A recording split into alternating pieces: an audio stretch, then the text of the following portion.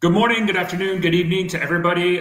First, I want to thank all my guests who are on: Vladimir, Yoel, Yusuf, Marad. I know we might have more people coming in, but in this, we're doing this live stream to go over all the latest developments in Iran and Israel. For those who don't know, I'm Stefano. I also manage All Source News as well as the SitRep account by Artorias, and I'm just very honored to host this live stream in space to kind of go over the last things. If those who have listened to us yesterday, we had basically a 12-hour space covering everything. I think the key highlights, that just a quick news recap going on from yesterday, especially yesterday afternoon EST US time to today, is the key change is it does look like now the United States and President Trump has an appearance that they're going to get militarily involved against Iran. And we do see a lot of these contradictory statements from foreign officials. Macron said it. And some U.S. senior officials saying that no, that they're still trying to negotiation, and so that's kind of the debate. Is this military threat that Trump said in a very famous Truth Social post, saying that everybody in Tehran should evacuate now? Was it a warning for military action, or was it a diplomatic maneuver to try to give an ultimatum to Iran to agree to a nuclear deal and a ceasefire? Israel continues to conduct attacks. Actually, while before we were talking, for example, I'll just read the latest kind of airstrikes, key that have happened just within the last couple of minutes. Israeli airstrikes are reported attacking in Shinshashar and the Najafabad missile base in Isfahan province. So we're still seeing a lot of Israeli airstrikes targeting IRGC missile sites.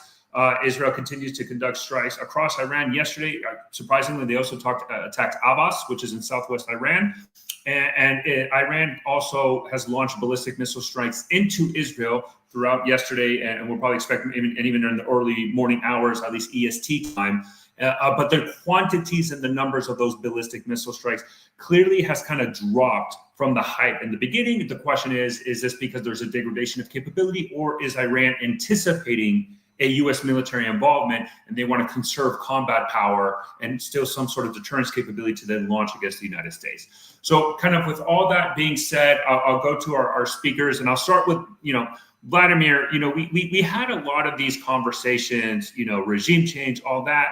Now we have, Vladimir, the U.S. involvement. We have this ability. It looks like President Trump is at least serious in throwing in U.S. military support, at least right now, rhetorically. What do you think, Vladimir? Are you in the mindset that President Trump is going to push for U.S. military involvement, or is this a negotiation tactic? Well, I think it's difficult to say what's going on in the mind of Trump, because he's making a lot of statements. But I think in general that if the U.S. would get involved, most likely they will take out the nuclear sites, because Israel doesn't have these bunker buster bombs that the U.S. has. So I don't think that Trump wants to get involved in a prolonged conflict with Iran. So if he's going to do it, it's basically he's going to drop a big bomb, and then he's going to say, I dropped a big bomb, and that's it, and now we're going to make peace. So I think that's... So you think it's like that very famous during Trump 1.0, just about like the Moab that they dropped against, I think it was ISIS, that cave in the first time that the mother of all bombs was dropped. You think it's more of that the spectacle, the media... You think that maybe that's what he's going to, not more expensive, or? Yeah, I think he's still interested in negotiations, but I don't see the government in Tehran to be much willing to make concessions on what Trump wants. So the Iranians, there's a lot of media reports that the Iranians are contacting Arab countries to contact the Trump administration for negotiations. But you saw, for instance, how Trump reacted when Macron was talking about a ceasefire, and then Trump made this post and say, well, I'm not talking about ceasefire. There's no ceasefire. I don't want a ceasefire. I want a permanent solution. So we have to see how this will work out. But also there's, of course, this reports about military assets moved by the U.S. Towards the Middle East. So that's also interesting. And also, for instance, now I just saw a report that, for instance, in Iraqi Kurdistan, Iranian drone was shot down by the coalition. So you also have this already, the U.S. military is already involved somehow, but they're more in a defensive mode. So they're sort of helping Israel taking out drones and rockets in Syria and Iraq and in other areas. Yeah, and I think it's important to highlight that Secretary Pete says, and various Defense Department officials have so far stated, and very publicly, openly, saying that we're in a defensive posture.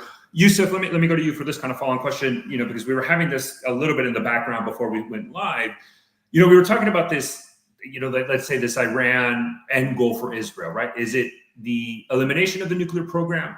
Is it regime change with the U.S. involvement going on? Where do you think, what does victory look like, number one, for Israel, right, in the military or even diplomatic sense at the end of it? And what does victory look like for Iran? And maybe both are compatible, but where do you think it is? And do you think regime change might actually be the end goal objective here? Stefano, you glitched. I didn't hear the end of it, but I'll answer as much as I've heard so far. Frankly, I don't even think Netanyahu understands what his end game is, because in his statement yesterday, he talked about taking out the Ayatollah, which is a possibility. He said that would be an end to the war. Now, would that be an end to the war? What would that really change? What would be the difference, and how the relationship with Iran is, Iran's posture towards Israel? Frankly, I don't think anything would change. You're just taking one Lego piece out and putting another Lego piece on top with the regime structure still in place. So without the structure of the regime changing, without the ideology changing, frankly, I don't see anything different. It would be a symbolic victory, obviously. It would be like Trump taking out Qasem Soleimani. He took out the leader of the IRGC, but that didn't stop the IRGC. They were still effective, to a lesser extent, obviously, losing such an important leader for them. But at the end of the day, it didn't really change anything. So I'm just going on Netanyahu's statements right now. If that's his end game, if that's his goal, I don't really see anything changing. And we've talked about this before, you and I, on the spaces. I don't see regime change happening unless there's an expeditionary force. I mean, when we look at the regime changes that have happened in recent history, there's always been an expeditionary force in the Middle East. The Americans in Iraq, multiple foreign actors in Syria, which were also supported by a homegrown domestic aspect, Gaddafi in Libya with the French and NATO forces as well. So I see the Iranian regime as much more powerful, much more settled in than any of the other examples I gave. So I don't think they're going to be scared off by some bombing. What could happen is you could trigger civil unrest with that. Now, when you look at Iran, you don't have many minority groups that you can use for divide and conquer. The regime has been very brutal in clamping down over the years. The one group that you do have that is big enough population-wise is the ethnic Azerbaijanis in the north. You have about 25 million ethnic Azerbaijanis in the north. Actually, much of the north is predominantly Azerbaijani. So when you look at Israel's strategy over the past decade, the building of the friendship with Azerbaijan proper and the Aliyev administration over there, when you look at the bombing being outside of that area, not in the area where the ethnic Azerbaijanis live, it looks like Tel Aviv understands this as a possibility and is viewing them as a possible fourth column inside of Iran that they can talk to, that they can utilize in the event of some type of civil unrest. So I think that would probably be the strategy. But again, just going on Netanyahu's words, taking out the Ayatollah is not regime change. It's just changing the leader of the regime. And it would be a symbolic victory if that's his endgame. So let me actually take that last point, and I think this is a perfect question for Morale, because we've talked about a lot of the regime stability. So I want your opinion. Do you agree that, let's say, the eliminating an assassination on the supreme leader just is a change of leadership? Or do you think that might be a domino that causes an effect of a regime collapse where Yusuf believes it's more just a change of leadership? Do you agree with that? Or do you think, no, this actually might threaten regime stability? I think it can be both simultaneously. Definitely removal of Khamenei, the supreme leader, is going to it's going to cause some changes. However, like Yusuf was saying, it's just one person eliminated. We saw with Khomeini in what was it, 89, with his death. I get it, that was not an assassination, it was death, but with his death, there was continuation within the regime. And I mean, it's always fascinating when in some Western analysis, I hear that they still assume 50 years, almost 50 years post 79, they're still assuming that the regime, there are a whole bunch of mullahs that they don't know what they're doing. But there is a clear line of succession. I mean, Khamenei is 86 now, and he has cancer, and so it's known that he's going to die at some point. So there is a clear line of succession. There are plans for him. You could take him out. I mean, Netanyahu or any other, U.S. ally could do that. But Marat, sorry, just quickly want to share, just while we're having this space, just like in the live spaces, the audio spaces, just some breaking news. And Sure. Yoel gave me a heads up, and I got it here as well. Sirens sound across central Israel following ballistic missile launch from Iran. Right now, the ballistic missiles from Iran are sounding in central Israel. And so probably within the next, I would agree, about 10 to 15 minutes, we might see the first areas. We don't know how many yet. We don't know how many were launched, but within the next 10, 15 minutes, we'll probably get the first reports of interception or impacts. Sorry, Marat, continue. Oh, go ahead, Yoel. Sorry, you have something about that? Oh, no, I don't know. I just wanted, if people wanted to see, this is what it looks like. This is what I get on my phone. I mean, it's in the top says emergency alert. My phone's in English. And then in Hebrew, that like, make sure you're near a protected space. It's what it says. And make sure it's ready and da-da-da, just so you know. And I get this also mute, and it's like, it's very loud. And then, but I'm not in center Israel, so I'm unlikely to get a siren. Okay, well, if you, Joel, needs to go to safety, please do. Marat, please continue. I hope you're safe. But yeah, so there will be continuity within the regime, within the structure. If, as we can see, yes, there are heads of IRGC and others that are taken out, yet plans are going on just like any other, government, Western or otherwise. There are structures in place. There are their predictions. They've anticipated this kind of event happening. They've had close to 50 years to prepare for it, and they've practiced it already once when Khomeini died. And let me say this: yes, once he died, there were changes made within how the government domestically was running. However, the overall foreign policy and overall domestic policies of the regime remain pretty much the same. And I would argue that they've remained pretty much the same to date. However, there could be, if let's say this war is over and somehow there's some sort of resolution, yes, the regime is now weakened, because IRGC is one of the forces that the government of Iran typically uses on top of other security forces to suppress domestic dissent. So with them being weakened, and with and let's not forget the power of rhetoric, the rhetoric of nationalism, and rhetoric of we're a nuclear power and all of that weekend, there could be domestic dissent. However, there's, as I was saying last night, let's also keep in mind the power of the other side of the coin of nationalism, the power of nationalism rallying around the flag.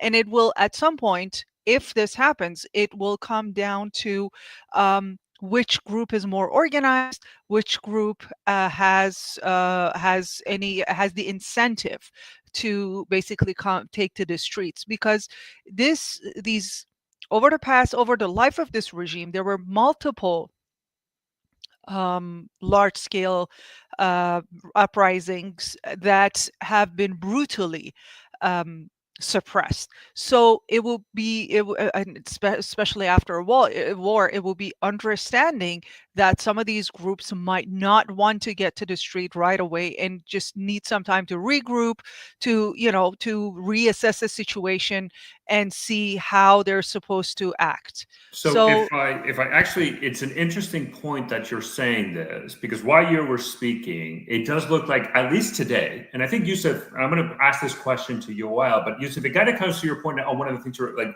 where they're targeting, who they're targeting. Now we're starting to see more reports of Israel to target IRGC and besieged forces. Actually, right now, like within the last couple of minutes, we got the first indication, and this is from, I use the same SITREP from ours that I've been saying, Kazvin, which is in northwest Iran, actually kind of near in that Azeri area that you were speaking about, and it looks like the Israelis were bombing an Iranian army base in that city. Kind of ironic, usually we were talking about that, and now maybe that's what we're seeing. So, Joel, let me ask you from the Israeli perspective, right? I guess it's hard to say what's in Benjamin Netanyahu's head, but what do you think? I was actually going to talk about that. I was going to exactly talk about that. Exactly, because I think Yusuf said something interesting. He said, taking Netanyahu at his word. And I thought that the way he interpreted partly was pretty accurate if you're going to take him at his word. But, you have to, when you know the players, you know what he says, and then historically, and when you understand it, obviously, of course, you got to read the tea leaves, right? You got to read between the lines. Here's how I read it. Israel does not want to kill the Ayatollah. He wants him dead.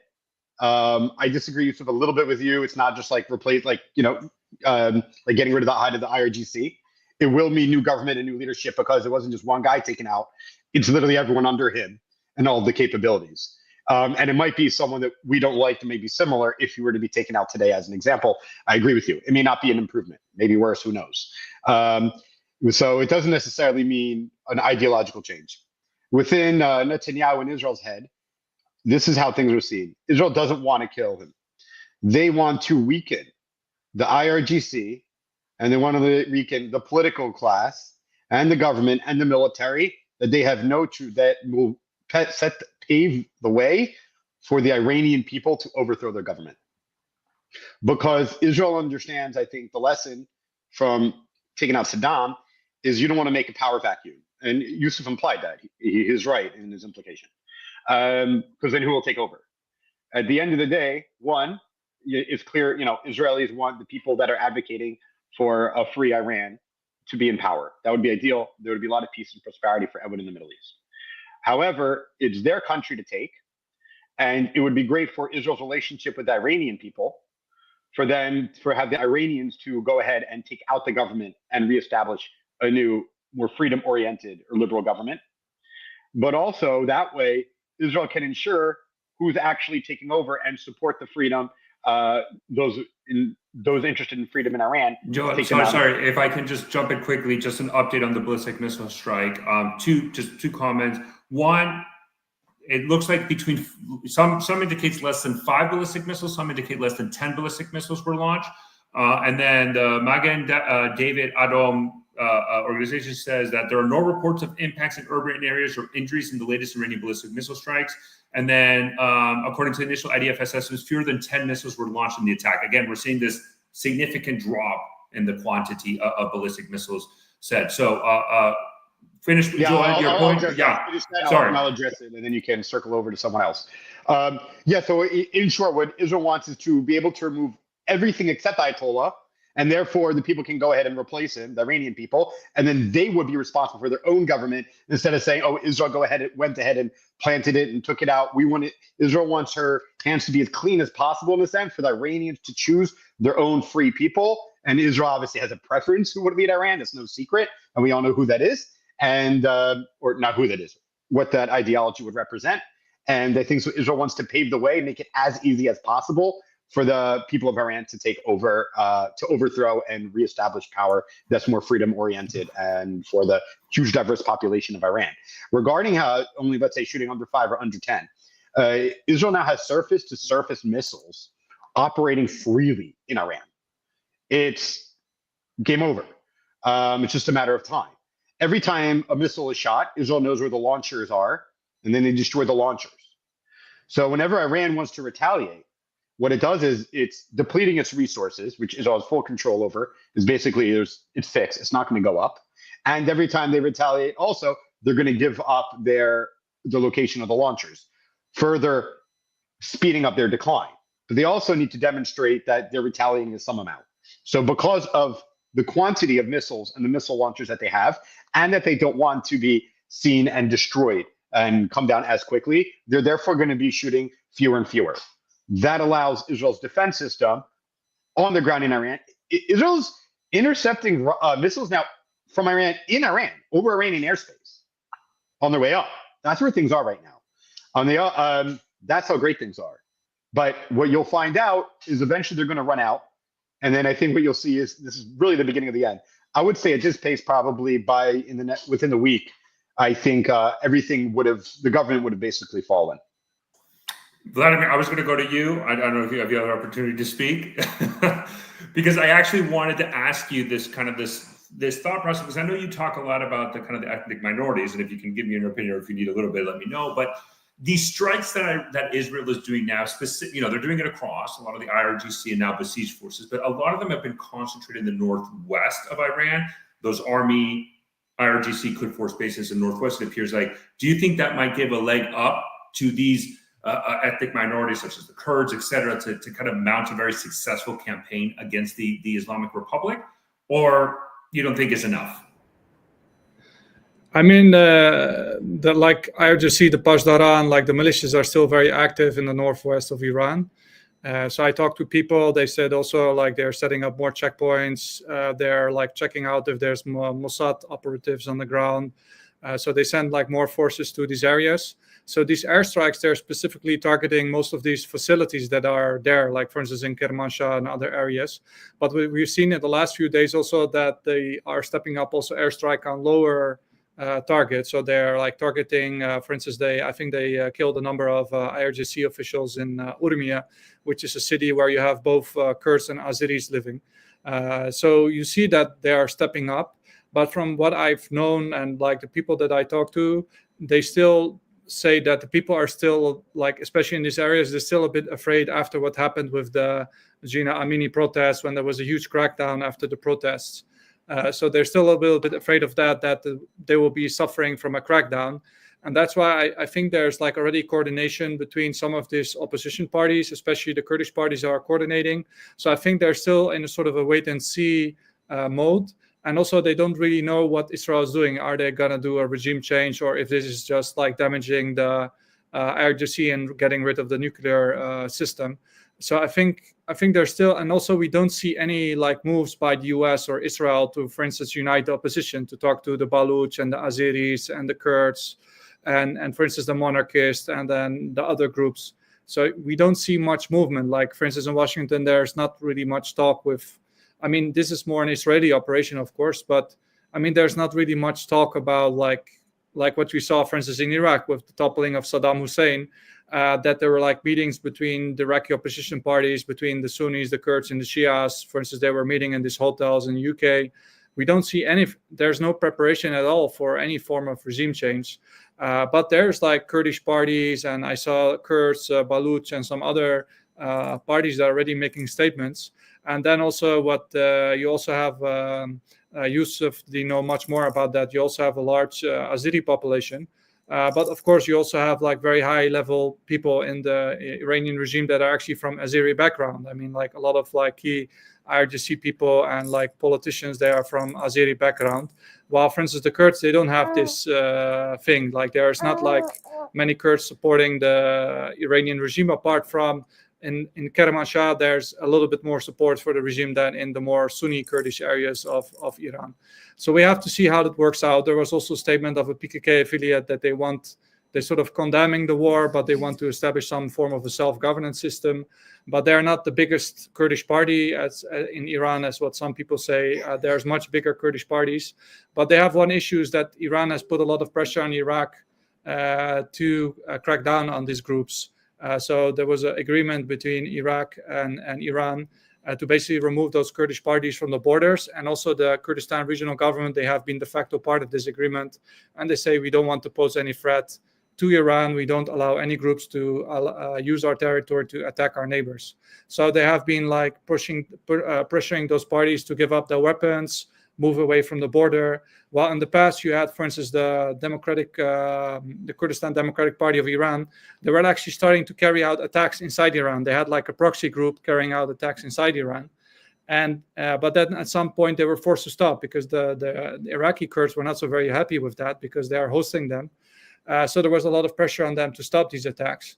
But there was like a short period of time that they were actually carrying out insurgent attacks on the Iranian regime. But we also saw that after the Amini protest, Gina Amini protest, there were like a huge bombing of Iranian Kurdish parties in Iraqi Kurdistan. Like they targeted almost all the Kurdish parties. Also, they carried out executions. Also, they had a fight with a Pishak-related group in Iran, and they killed 2 of their commanders. So at that time, there was a lot of pressure of Iran on the Iraqi Kurdistan, like, if you allow those groups to operate, then we're going to bomb those groups, and you cannot do anything about it. So after that, there was this agreement, and things cooled down a lot.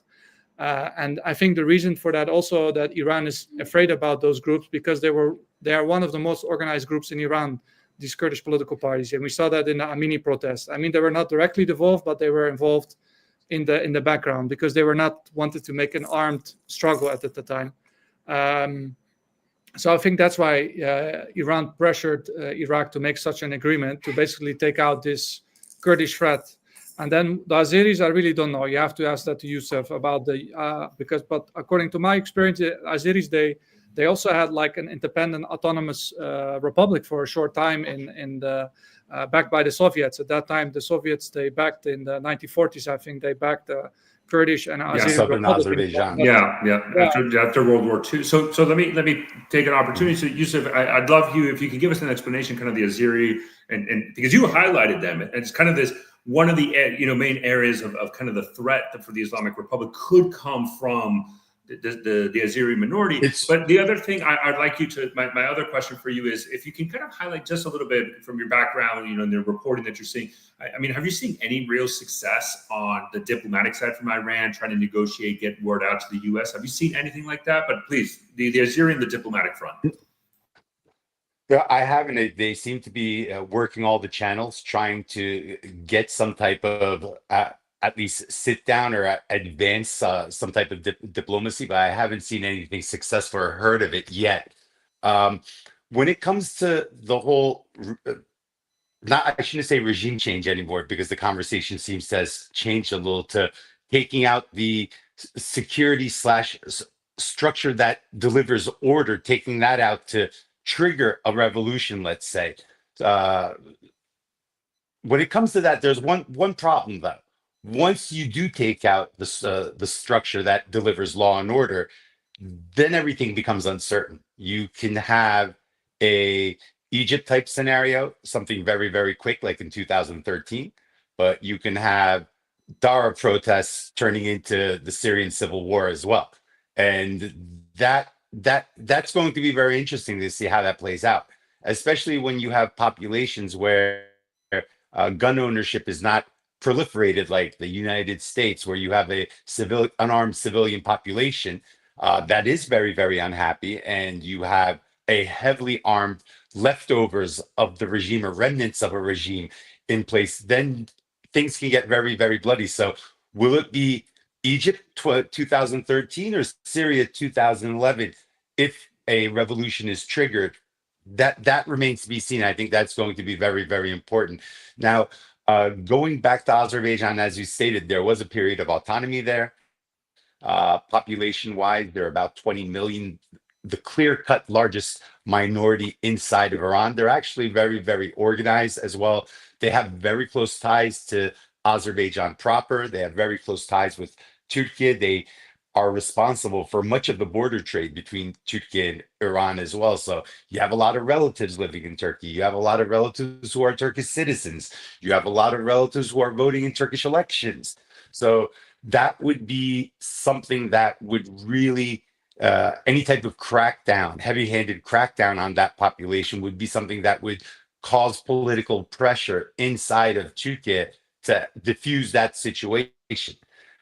So that would be very, very interesting to see how the Turks would react. I mean, up till now, Erdogan has wanted this. He's wanted to mediate. He's wanted to have others mediate. He wants to see the fighting end. I mean, I think the Turks are really tired after 13 years of Syria, after 6-7 years of Iraq, after 3 years of Ukraine, after Gaza. The Turks just want the region to have like a moment to catch its breath.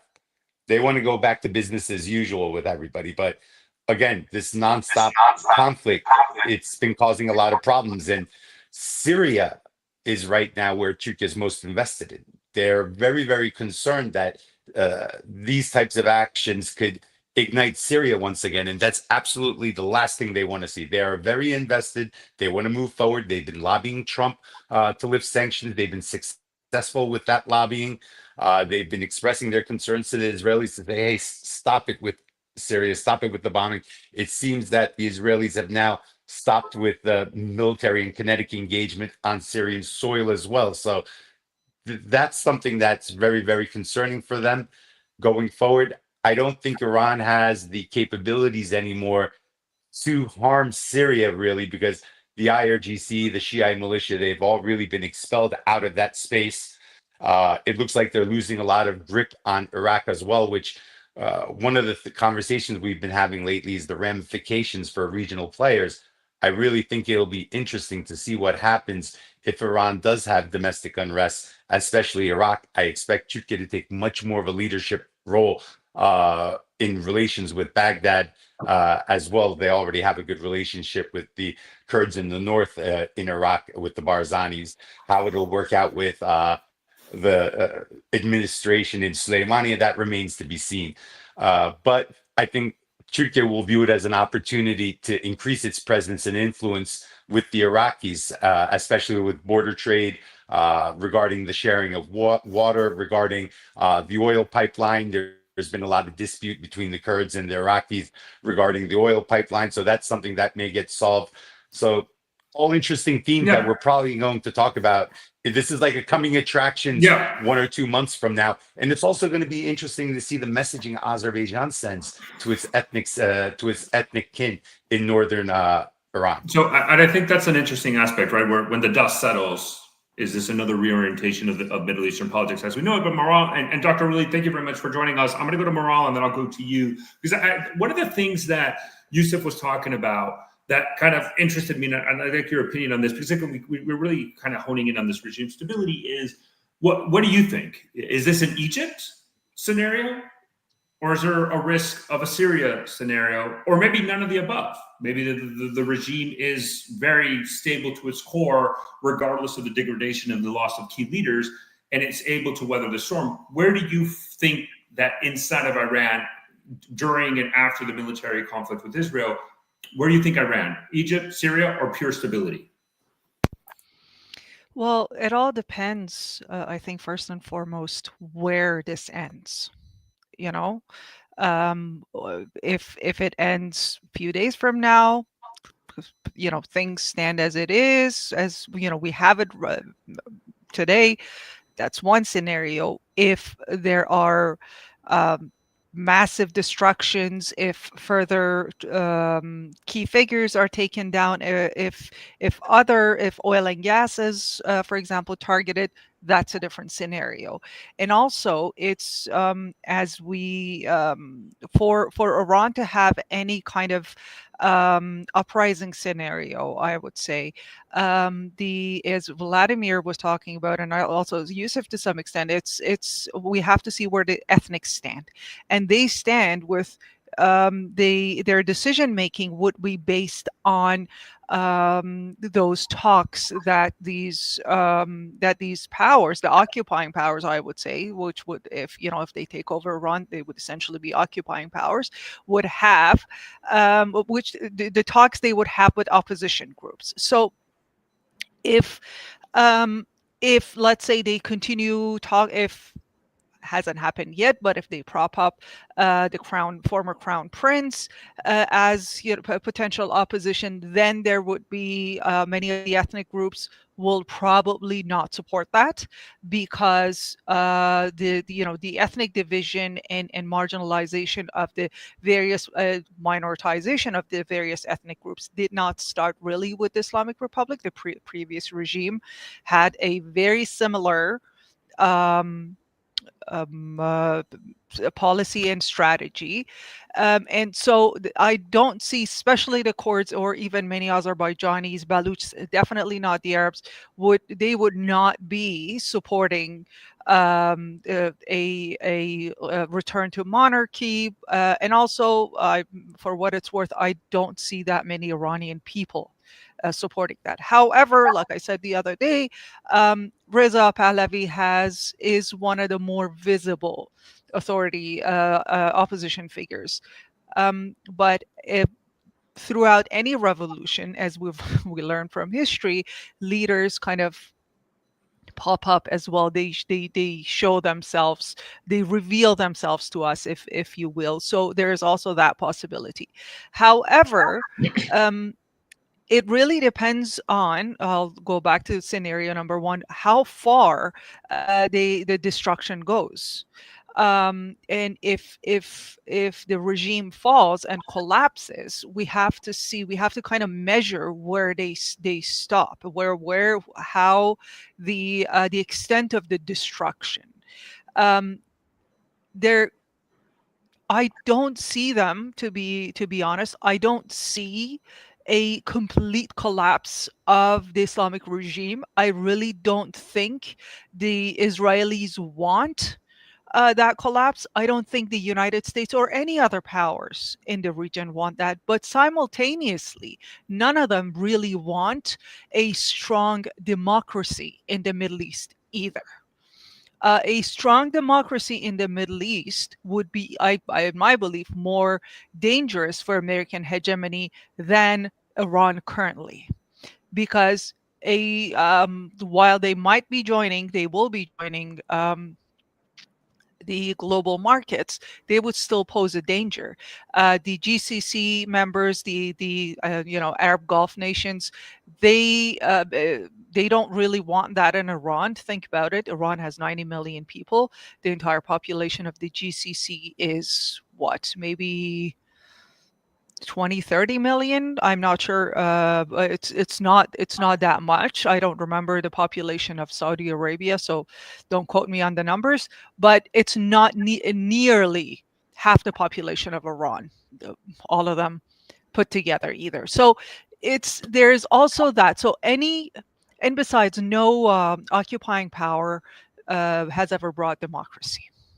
No war ever brings democracy for the people. So there's also that whatever power transition that is negotiated, if it comes to that, it should be kept in mind that it's not going, in my opinion, to be bringing democracy.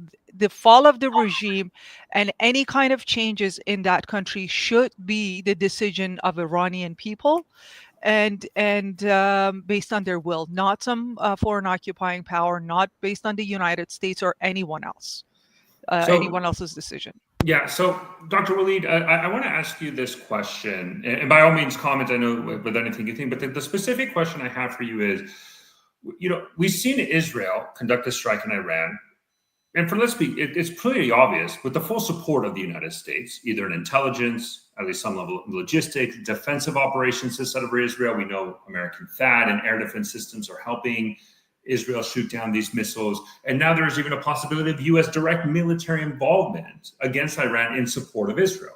And then you kind of flip that and you look at Iran. Even within the axis of resistance, the Houthis haven't been able to do much, barely any little. Hezbollah has said, this is not our fight, we're not getting involved. They don't have Bashar al-Assad anymore. The Iraqi Shia militia groups aren't doing much.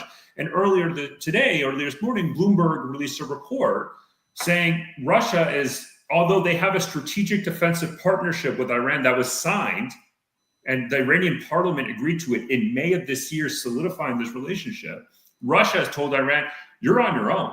We're not here to help you. We're not here to save you. And so, Dr. Waleed, where can Iran really look at for support in the international community? Because right now they look more isolated than ever. That's a brilliant question. Actually, this is a segment I will answer, obviously, but part of a much wider analysis that would x-ray three parties at this conflict. Iran, meaning the Islamic regime in Iran, is one. They have a strategy, and the movement or not movement of the allies is not something depending on the weather. It's a decision that Tehran and these organizations have actually taken together. So not activating Hezbollah at this point, not activating Houthi at this point, not activating even the Hashed militias in Iraq at this point, is not random. It's not that they met and they decided we cannot get involved in this. They are all organically well connected. It's because of the leadership in Tehran said, we don't want to open battlefronts closer to Israel because Israel's action in these countries could harm our resistance or quote unquote our resistance. Having said that, it is true what you have mentioned with regard to Russia and China. And that has been challenging a lot of arguments here with the isolationist current that doesn't want to do anything with it. They want to stay away from it. And even the conservative base of President Trump is actually divided on the issue, which we can come back to it later. Russia has no rationale to actually, first, obviously not sending troops, obviously not sending a large amount of weaponry, strategic weaponry, for a simple reason. A third grader would understand. They are engaged still fully in Ukraine. And when they move their forces, whatever these forces are, to another scenery, it's like during World War II, sometimes you have a very bothering ally who would drag you instead of giving you strength. So that's why now Russia is trying to use that conflict to get closer to President Trump, positioning themselves as mediator. Look, we can speak with the Iranians, we'll speak together with you. You give us something on Ukraine, we'll give you something on Iran. I don't think it's going to work. All these matters are not going to work because the conflict on the ground has gone too deep, too far, and I'll be happy to share some of my stuff. China, even Dr. Lee, if I could just share some breaking news. I apologize for jumping in. I want you to finish, but we could just from Axios, it does look like, just for everybody to be aware, President Trump to meet his national security team again today on Israel-Iran war. And let me just see if I can read it. And this is from Barack Ravid. President Trump will meet with his national security team in the White House Situation Room today to discuss the war between Israel and Iran, according to two sources familiar with the matter. Similar to what we saw yesterday, continued discussions. We'll see if a decision is made. Sorry, Dr. Willie, continue with your point. Yeah, let me summarize quickly. One, there is no rationale for Russia to get involved. There is less rationale for China to do. When we say involvement, we imagine troops and missiles manned by that is the Korean war scenario.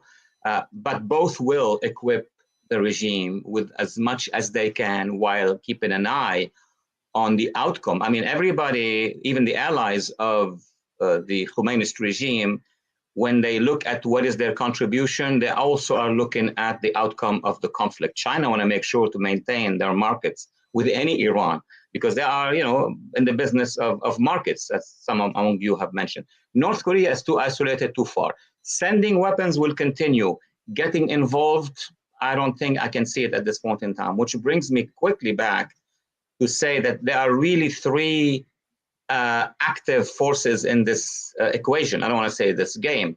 You have the strategic gaming of the Islamic regime, which basically want to continue, I'm summarizing quickly, pounding and pounding the Stalin way, meaning they don't actually have very strategic surgical strikes as we see them. And they know, or they're supposed to know, that the population of Israel could be the one to rise so high against the government that they could seek a ceasefire. That's what they need, the muscles on the ground, Haifa, Tel Aviv, etc. And then that would be their, while waiting for a Trump administration who still is waiting.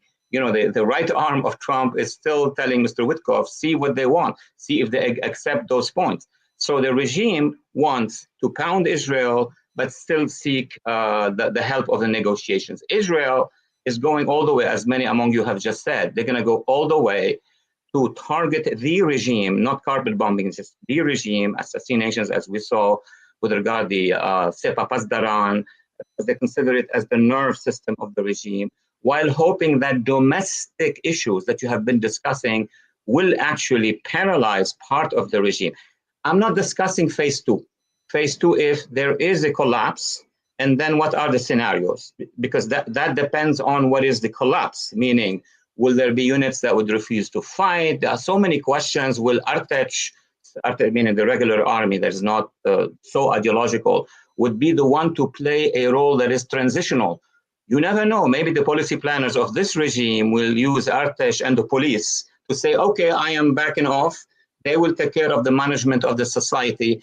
and we'll see. That's why we as analysts have so many scenarios in front of us. The other element that you have been discussing, which is basically who will take over. But that's phase C. I would not talk about it because there are even more questions. I will talk, but not now, such as the unity of the diaspora. It's huge because the diaspora is the freer element of the Iranian population because they are in the West. Second, inside Iran, we have little information about the various divisions. We know that there is a base for the regime. We know that there is a base for the opposition, but that opposition is multi-headed, and of course, they have some national symbols, but then you have in between those who are fleeing Tehran, coming back to Tehran in any conflict. This is the middle class, the people who would support this side or this other side. What would make it or break it, in my view, humbly, is that the Trump administration, the vocal message of the Trump administration, if they declare, it doesn't matter if they are sending their support right now, because right now, in my view, they are supporting Israel with equipment, with ammunition, with renewing the, whatever the Israelis need, but they are not yet in the front. We all know it. Going to the front will have not just a military result, it will have a psychological enormous results. And the test done by the president, I don't know how he got this idea. I want everybody to leave Tehran, maybe not everybody left. We saw what we saw on the media is basically leaving with your mind, meaning leaving the regime, and I can put more pressure on the regime. So at this point in time, as we see the scenarios, both are committed. The Islamic regime is committed to pounding Israel. Israel is committed to slowly degrading with the hope that they don't hope, in my view, that the next day there will be a leader a la Egypt taken over in the army. That is not going to happen. Egypt is not Iran. Syria is also a different scenario. There are similarities with Syria, but let's remember that Iran is large, is strong, has a lot of ethnic minorities problems. And even I spoke with some of the leaders of the ethnic minorities across the country, or their representatives here. Each one is also doing calculations. Nobody, in my view, has a full plan ready to go. For example, those exiled Kurdish fighters from the province of Kurdistan inside Iran, who have exiled themselves into northern Iraq, they have been infiltrating now for over the past 3-4 days. Of course, that's naturally what they're going to do, hoping that from Sanandaj, they will declare some sort of local authority. They will calculate if the Israeli Air Force will intervene to block any advance of Pasdaran against them. So each one has a micro scenario they're hoping to achieve. Same the Baluch. But now the position of Pakistan with regard to Iran has exacerbated the Baluch intervention. So in my view, to make it short at this point in time, many scenarios are happening at the same time, but everything is connected to the top, in my view, which is the position of the Trump administration. And the position, more than the actual intervention, is what would make or break, or at least be a large weight in the next scenarios. That's it. So Joel, I want to go to that book because Dr. Willie, I think that was a phenomenal overview on everything, and I appreciate it. But there's one thing that I think, Joel, I want your opinion from the Israeli perspective, that even Dr. Walid and I asked, and et cetera, and this kind of this showing. Before this, it really did look like Benjamin Netanyahu was isolated internationally. The Trump administration was furious with the Gaza negotiation. They wanted a ceasefire. It looked like, the European Union, there was even sanctions by the UK against key leaders of Netanyahu. I mean, it was like they were isolated. And then Israel does a strike directly at the heart of Iran.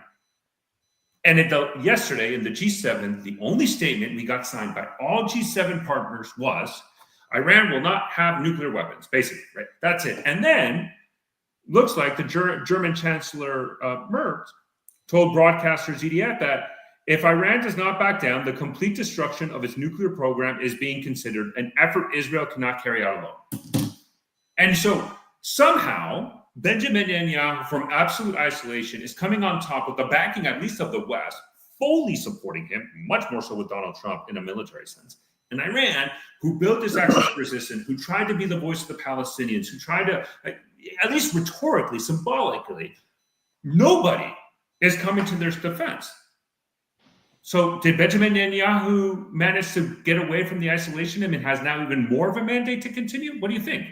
Well, I think Israel definitely has a mandate to continue just because of how successful they've been, minimizing any kind, going only after targets and going after obviously dictators that have been making things difficult. And even obviously Israel's the very first target for Iran, but it doesn't end there. The world knows that you don't get ICBMs if your goal is more than Israel. I think what it was is that I think, unfortunately, I think much of the world are two-faced. What they say in private is not what they say in public. There's a lot of cowardice, especially out of Europe. It's probably one thing we can all agree on. And that privately, there's nothing they would like more than snap their fingers and Iran not have nukes or any kind of capabilities or missiles to develop them, right? If they can wave a magic wand. Same is true about the Saudis and much of the Gulf and everyone in the region. So publicly, they've always been saying, and even Saudi Arabia, I think, came out with a formal official statement that they oppose Israel strikes on the regime. However, privately, MBS has said, compared Khamenei to Hitler. And people don't understand the power that he has in him approaching a nuke and what it's going to do for a world war. He said that in a video interview on multiple occasions. So what you have is publicly, people say one thing, and then privately, they want something else. This inconsistency has been the fall of the West. I think what Trump has been able to do, be consistent with what he says in public and private. Everyone that's been with him says what he says in private is exactly what he says publicly. This is something both his critics, friends and foes alike, both say. And that brings a sense of integrity to foreign policy. And since he took the courage, I don't want to take courage to tell the truth, what you actually believe, I think that gave space for the rest of the world to finally to say publicly what they've been feeling and wanting privately. And giving with a lot of the Islamization of Europe and the power that they have there and worrying about unrest in their own countries, I think what you're going to find out is that actually, they really want Israel to defeat Iran. They're scared to say anything, the Europeans themselves, because they don't want any kind of form of uprising. But it's just form of cowardice. We've seen it out of the Middle East forever and out of Europe for for 2 generations. And I think what we're going to see is that in the future, let's say 6 months from now, or even a year from now, let's say there's a more free Iran, and that threat is gone, you'll find a lot of people who've been publicly saying that they oppose getting rid of the nukes or oppose war or whatever they're saying publicly, and that we're saying different privately, they were going to say, I supported it the whole time. Kind of like all the people that suddenly pretended they weren't in favor of mass mandates and forced lockdowns and things of the sort. Now suddenly that's not their opinion. They don't talk about it, and they might even deny it. They rewire their whole mind. And you're going to get that from the rest of the world as the facts on the ground change. But this is primarily because, not just the cowardice, but because of the fear of the Iranian nuclear weapons and the missiles that they were developing, hoping they could bury their heads in the sand. And because Israel was so successful early Friday morning, I mean, extremely successful. The things that I'm reading are insane.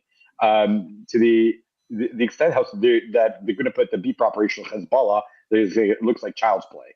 That's what my sources are telling me. And so because Israel was so successful, now people will rally behind Israel's mission because they know it's for them.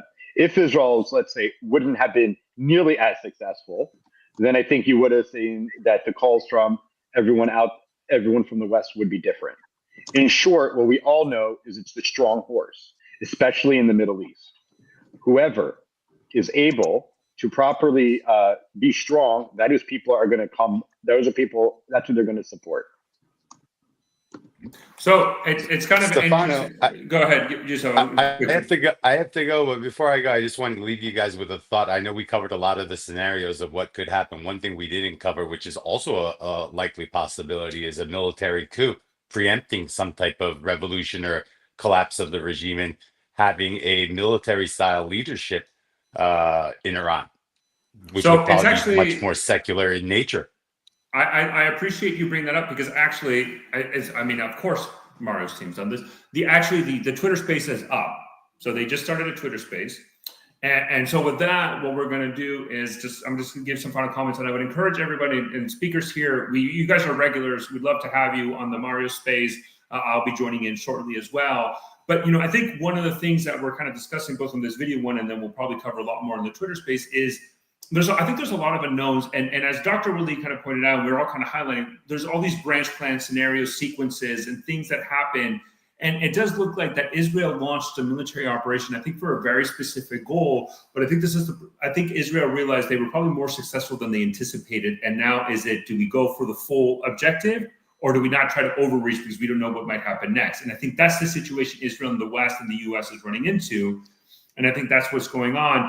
It's interesting. Iran International, if I may, one of the reports that Iran International mentioned that even goes to the question of Khamenei is that Iran International is claiming that the Supreme Leader has delegated authority basically to the Supreme Council of the Revolutionary Guard, the IRGC, directly for them to make broad decisions on how to conduct a military campaign, which then also makes sense why Israel is trying to eliminate that. Now they've eliminated 2 commanders-in-chiefs of the IRGC. The replacement has been there for a couple of days. He has been killed. So we saw the first one, Salami was killed, and now the second one has been killed, because it does look like Khamenei, based on Iran International reporting, has pushed the decision to IRGC, and now Israel probably has more to gain by eliminating IRGC generals than actually eliminating Khamenei, who, based on if this is true, if this reporting That's the point.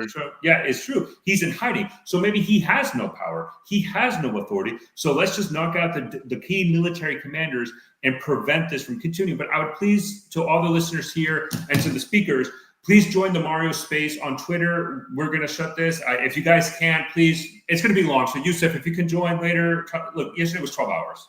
Probably going to be 12 hours a day. We're gonna be very active. So if you can, please join us there. But I want to thank every single one of you. This was a phenomenal conversation, very in-depth analysis, and hopefully we can do this soon again. Thank you. Thank you. Thank you guys. Appreciate it. Thank you.